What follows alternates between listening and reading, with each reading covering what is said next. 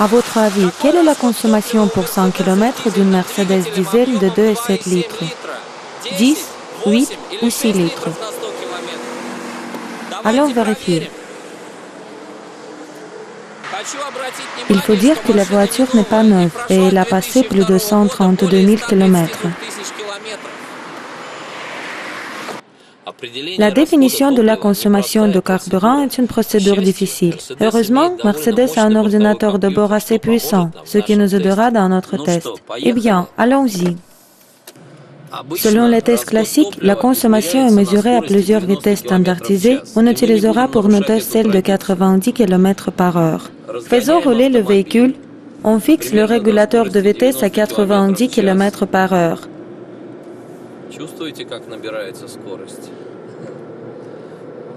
Faisons mettre le véhicule à contrôle cruisière à 90 km/h. Et nous remettons le compteur de consommation à 0. À cette vitesse, la consommation donnée par le constructeur était de 5 et 6 litres pour 100 km. Mais après 2 km de route, on constate que la consommation a baissé jusqu'à 5 et 4 litres pour la centaine. Pour confirmer le résultat, on parcourt la distance de 10-15 km.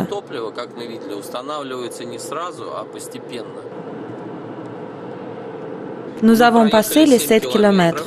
L'ordinateur de bord nous montre 4,8 litres au 100 km. Et cela pour un moteur diesel de volume 2,7 litres. C'est un résultat fantastique aussi pour un moteur diesel.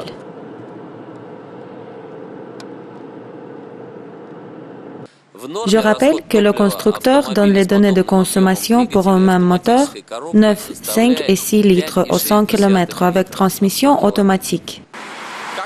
Comme vous voyez, le temps n'est pas bon. Il pleut aujourd'hui. Est-ce pour cela que la consommation a baissé? L'ordinateur de bord nous montre 4,8 litres au 100 km. Vous vous demandez pourquoi?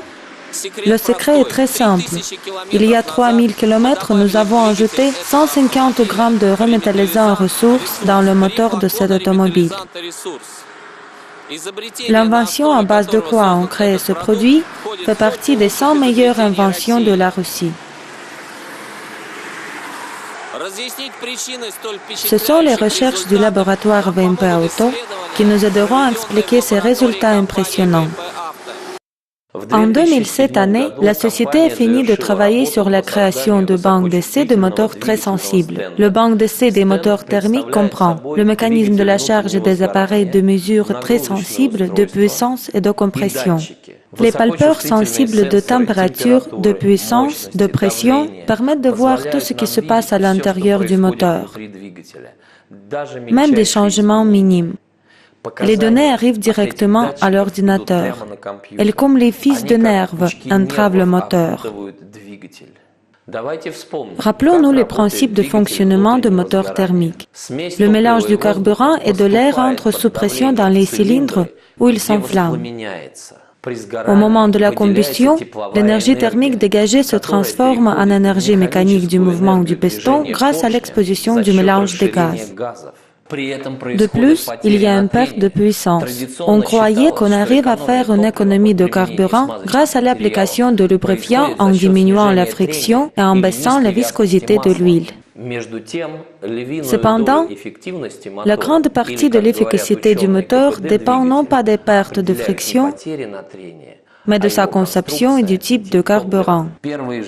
Les premiers résultats sur le test de ressources ont montré que la réduction de la friction ne diminuait pas pour autant.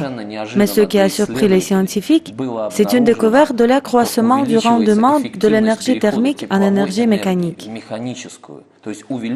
Et par conséquent, l'augmentation de la puissance de 7 à 10%. Ainsi, les tests faits sur le banc d'essai ont montré que le remétallisant ressources fait donc faire une économie de carburant de 7 à 10%. grâce à l'augmentation de l'efficacité du passage de l'énergie thermique à mécanique, c'est-à-dire à l'aide de l'augmentation du rendement du moteur. Ce n'est pas étonnant que ces résultats performants ont permis de faire classer ce produit dans les 100 meilleures inventions de la Russie. Pour pouvoir constater cette transformation de l'énergie, nous utiliserons un pyromètre, appareil pour mesurer les températures à distance. Voilà, on observe la température sur le collecteur d'échappement, 153 degrés Celsius. Ce véhicule est neuf, de marque Kia, modèle Cerato, a un moteur de volume de 1 et 6 litres. On va le traiter avec 50 grammes de ressources, ce qui suffira amplement pour une auto ayant parcouru 5000 km. Le moteur est encore à la garantie.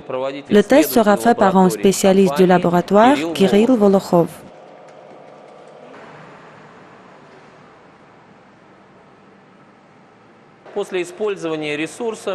Après utilisation de ressources, la voiture doit marcher à vide presque 5 minutes pour que ressources aient commencé à fonctionner. L'effet est non instantané. Donc, la température du collecteur d'échappement avant était de 153 degrés. Maintenant, après la stabilisation, la température est 132 degrés. Pourquoi la température a-t-elle changé? C'est le moment le plus important.